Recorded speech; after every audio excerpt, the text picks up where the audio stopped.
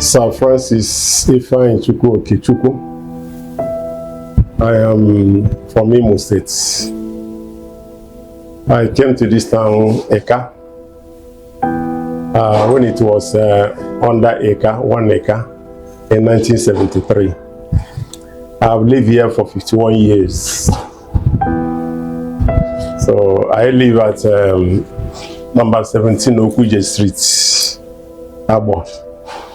And I trade at 55 Lagos Asaba Road, along old Lagos Asaba Road, before the tract. Agbor, Boji Agbor. You belong to an association, the Igbo Association in Ika land. Yes, the Igbo-Ezue Association is in Ika land, Ika South and Ika North. And you know, before the Igbo-Ezue come in, we have other meetings of Igbo, and because of problems, those meetings was abandoned for about seven years. There was no Igbo meeting. So I am the one that called for the coming together of Igbos.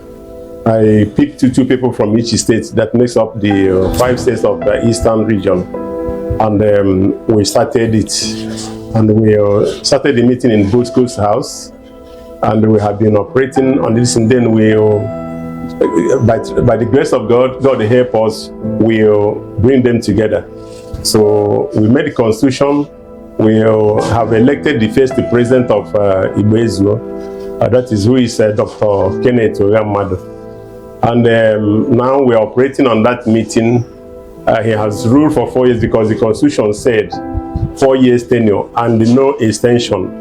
And we make it a must that every state, that is rotational to all the states. After the first state, which is Anambra State, rule, Imo State will follow, because you know in creation it was the Eastern region, and when the state creation came in, the Anambra and the Imo was created from that Eastern region.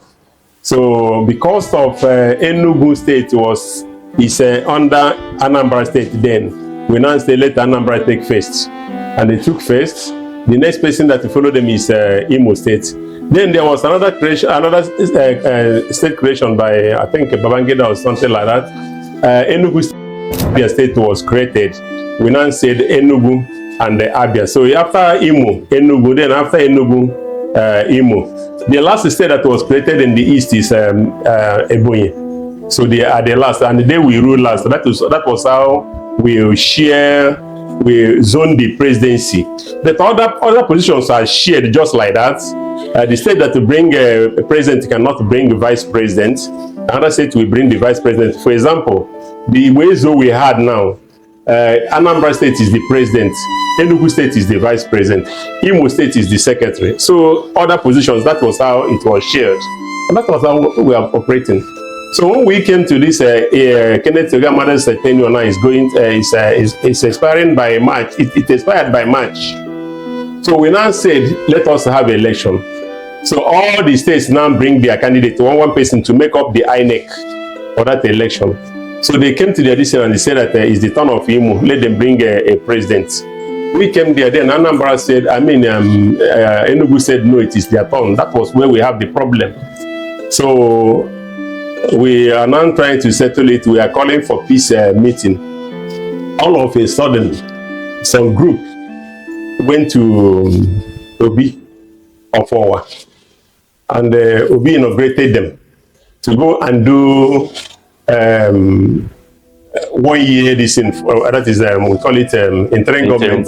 So on that interim government, we said we don't have such a thing in our constitution. When they came to the meeting on this November 3rd, because we have our meeting every first Sunday, they came to the meeting, those group of boys, and they said that Obi asked them to come and take over the leadership of Igbo-Ezue. Then I stood up and said, we don't have such a thing in our constitution. Obi cannot elect a president for Igbo. So our constitution said by election, not by appointed. So they now, we don't know that they are taping what we are saying.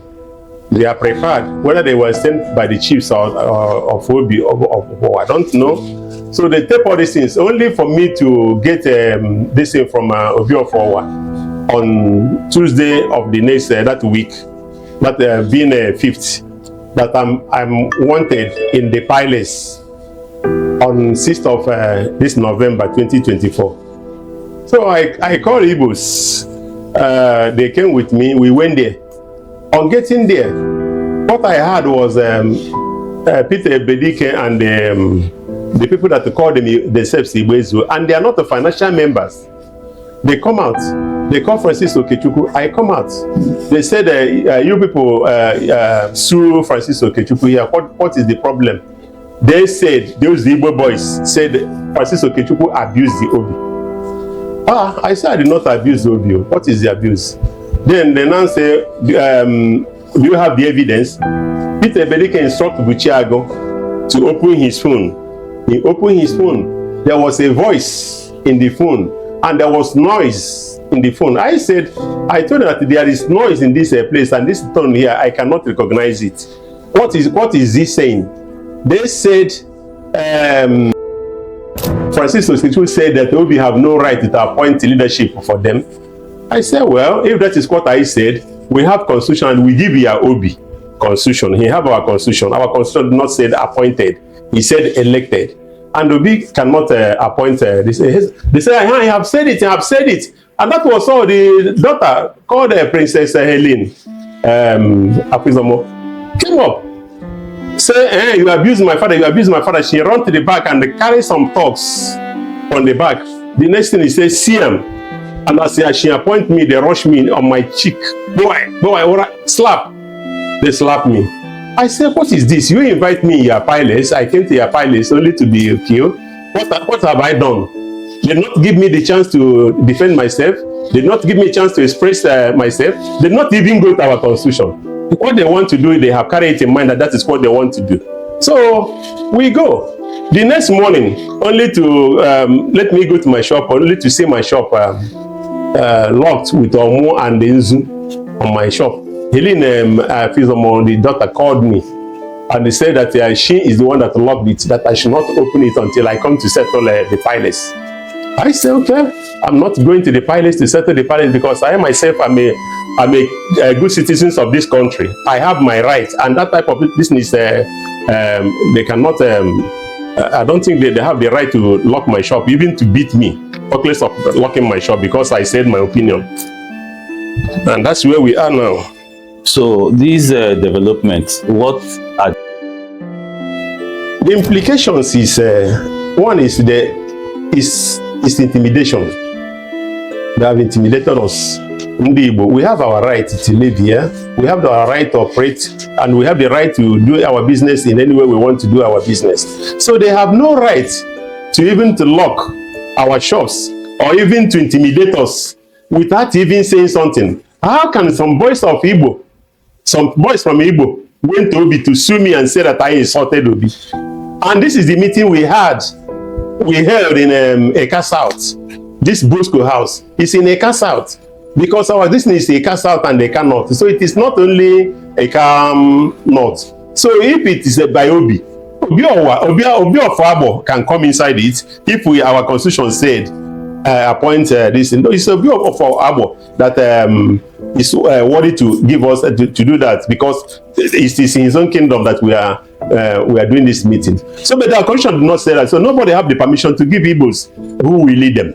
Okay. So how do you think such things can be prevented in future? By the law taking its course. If the law can take its course, that is how it can cause so that this thing will stop and stop finance so that nobody can do this type of thing. I tell you, one of our man was held by Princess Helene last month, October, and they took 2.5 million from him. That man is called Abacha. He have shop in a garage there by there. So she took that money and ate that money. So now she want to do it, and if this thing continue, that is how it will be happening to all the Igbo people there. So we are not safe. Okay, before now, what has been the relationship between the Igbo community and their host communities? When I started this meeting, Igbo-Ezue, we took our people to Obi of Agbor. He received us. What we went there to do is to announce that we are here. and to announce and to tell him that we are working with him. We want to live in peace. We want to be in good harmony with him. And that was why we went there. We pay him visit, and he welcomed us, and he even told us that I think Queen Elizabeth told him that if he go back to this and they don't see Igbo, that he should look for the Igbos. So what do you think the implications of this development? The implication is so much. First, if we allow this type of thing to continue in Eka land, it will demonize the Igbos. The implication is, you can see, time shall come when there will be no Igbo again in this town. And if Igbos rise up against this development, it should be war, which we are trying to avoid. Because this slap is being slapped, Igbos are being slapped. And all of them are very annoyed with this type of development. So my only thing now is, how do we stop this type of attitude so that it will not continue? So because if it continue to a person like me, what of those people who cannot even protect themselves? Then they will just punish them. So the implication is so much, and we don't want it to continue. So we want to stop it by all means. What have been the relationship between the Igbo and their host communities? As I told you before, when we started, we introduced ourselves to Dane of Agbor. We introduced ourselves to the Obi of Owa. We went to both of them to introduce ourselves, and they made them to know us, and we know them. And the two kings were very happy, and they welcomed us very well. Even when there was lockdown, the Obi of Agbor give Igbos one cow, give them some foods like Indomie and other things to, for that declaration.